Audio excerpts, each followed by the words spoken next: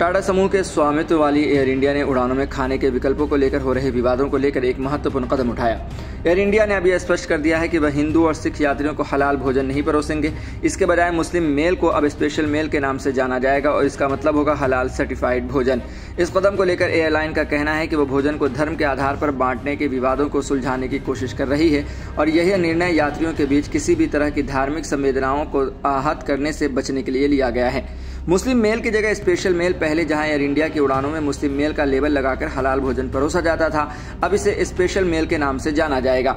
Airline का कहना है कि स्पेशल मेल केवल हलाल प्रमाण पत्र प्राप्त भोजन को संदर्भित करेगा और यह केवल उन्हीं यात्रियों के लिए होगा जो हलाल खाने के इच्छुक होंगे।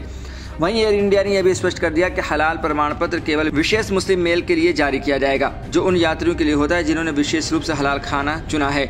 विशेष रूप से हज उड़ानों और सऊदी अरब के विभिन्न सेक्टरों जैसे जेद्दा, रियाद, मदीना और दमन के लिए हलाल सर्टिफिकेट अवश्य होगा।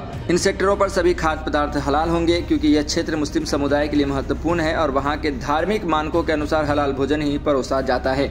एयर इंडिया ने यह भी घोषणा की कि अब हिंदू और सिख यात्रियों को हलाल भोजन नहीं दिया जाएगा ताकि धार्मिक भावनाओं का सम्मान किया जा सके और कोई भी पक्ष धार्मिक आधार पर भेदभाव का आरोप न लगा सके। यह कदम उस विवाद को खत्म करने के लिए उठाया गया है जिसमें एयरलाइन के द्वारा भोजन को धर्म के आधार पर वर्गीकृत करने पर सवाल उठाए गए थे। इस कदम के बाद एयर इंडिया ने हाल ही में अपने खाने की नीति को लेकर काफी सुर्खियां बटोरी। यह विवाद तब शुरू हुआ जब एयर इंडिया की उड़ानों में मुस्लिम मेल के लेबल के साथ खाने को लेकर विभिन्न सवाल उठाए गए थे। इस संबंध में 17 जून 2024 को कांग्रेस सांसद मनकम टैगोर ने एक बयान जारी किया था जिसमें उन्होंने एयर इंडिया की फ्लाइट्स में भोजन को धर्म के आधार पर बांटने पर चिंता जताई थी। टैगोर ने सवाल उठाया था कि क्या हिंदू खाना और मुस्लिम खाना होते हैं? क्या आरएसएस ने एयर इंडिया पर कब्जा कर लिया है? इस बयान पर राजनीतिक और धार्मिक विवादों को जन्म दिया था और टैगोर ने नागरिक उड्डयन मंत्रालय से इस पर त्वरित कार्रवाई की मांग की थी।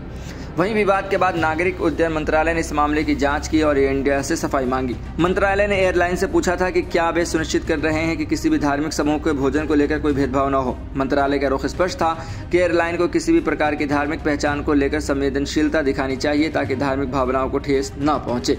एयर इंडिया के इस निर्णय पर सामाजिक और राजनीतिक हलकों में मिलीजुली प्रतिक्रियाएं आई। कुछ लोगों ने एयरलाइन के इस कदम का स्वागत किया, इसे धार्मिक भेदभाव से बचने की दिशा में एक सकारात्मक कदम मानते हुए वहीं कुछ आलोचकों ने इसे अधिक जटिलता और विवादों का कारण बताया। एयरलाइन के इस फैसले ने सवाल भी खड़ा किया कि क्या भोजन के धार्मिक विभाजन से समाज में और अधिक असहिष्णुता बढ़ सकती है, जबकि इससे पहले भारतीय समाज में धार्मिक विविधता को अपनाया जाता रहा है। जैसा कि एयर इंडिया ने घोषणा की कि हज उड़ानों पर हलाल भोजन का प्रावधान पहले से था क्योंकि यह धार्मिक यात्रा मुस्लिम समुदाय के लिए है और वहां हलाल भोजन की ही मान्यता प्राप्त है। एयरलाइन ने यह भी कहा कि हज की उड़ानों पर सभी खाद्य पदार्थ हलाल प्रमाण पत्र प्राप्त होंगे जो धार्मिक परंपराओं का सम्मान करते हुए यात्रियों को सुरक्षित और उपयुक्त भोजन प्रदान करेगा। इस कदम के जरिए एयर इंडिया का उद्देश्य विवादों को शांत करना और धार्मिक संवेदनाओं का सम्मान करते हुए सभी यात्रियों को एक समान सेवा प्रदान करना है। हालांकि यह एक कदम था जिसे आलोचनाओं और सराहनाओं दोनों का सामना करना पड़ा है। भविष्य में अन्य एयरलाइनों और सेवाओं के लिए यह एक उदाहरण हो सकता है और किस तरह से वे धार्मिक भेदभाव से बचने और धार्मिक विविधता का सम्मान करते हुए अपनी नीतियों को लागू कर सकते हैं। वहीं इस तमाम खबर के अगर निष्कर्ष निकाला जाए तो निकलता है कि एयर इंडिया ने अब अपने उड़ान के भोजन विकल्पों को लेकर एक नया कदम उठा लिया है जिससे हलाल और झटका भोजन को लेकर विवादों को सुलझाने की कोशिश कर रही है। जबकि एक और यह कदम धार्मिक संवेदनाओं का सम्मान करने के लिए लिया गया है, वहीं दूसरी ओर यह सवाल भी खड़ा करता है कि क्या इस प्रकार के विभाजन से समाज में असहिष्णुता बढ़ सकती है। समय बताएगा कि यह नीति कितनी प्रभावी रहती है और क्या इससे एयरलाइनों के अन्य ऑपरेशनों में भी समान बदलाव आएंगे।